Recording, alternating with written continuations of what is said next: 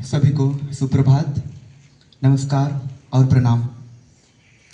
आदरणीय प्राचार्य महोदया, मेरे शिक्षक वृंद और मेरे सभी प्यारे विद्यार्थियों, मैं सुमित कुमार आप सभी के समक्ष एक विशेष प्रयोजन के साथ प्रस्तुत हूँ। वो विषय है संत रविदास जयंती। मित्रों, जन्म से कोई महान नहीं होता, उसे महान बनाते हैं उसके कर्म, उसे महान बनाते हैं उसके विचार।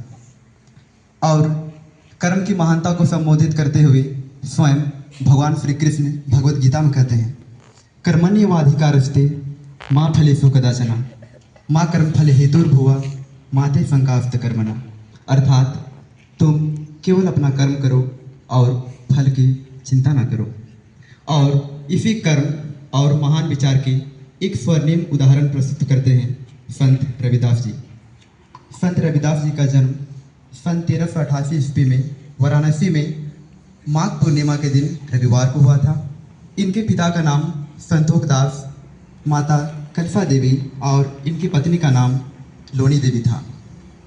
संत रविदास जी ने संतों और साधुओं के संगति में विशेष ज्ञान अर्जन किया और भौतिक और आध्यात्मिक दोनों पक्षों पर वे समान दृष्टि रखते थे।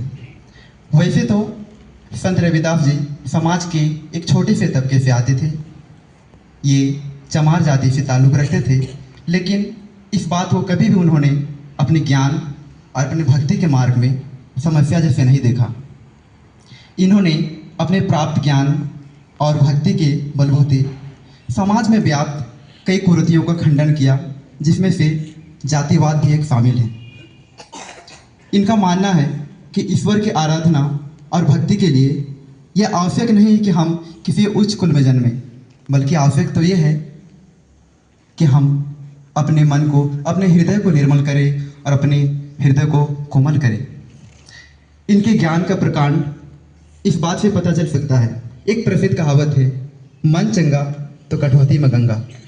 मन जो हमारे सीमित अस्तित्व को दर्शाता है और जो गंगा यानी कि उस परमपिता परमात्मा का दैविक ज्ञान।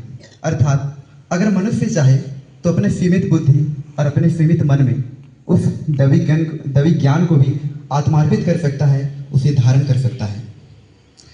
संत रविदास जी को शिरोमणि संत के नाम से भी जाना जाता है और ये एक प्रमुख सिख गुरु थे। धन्यवाद।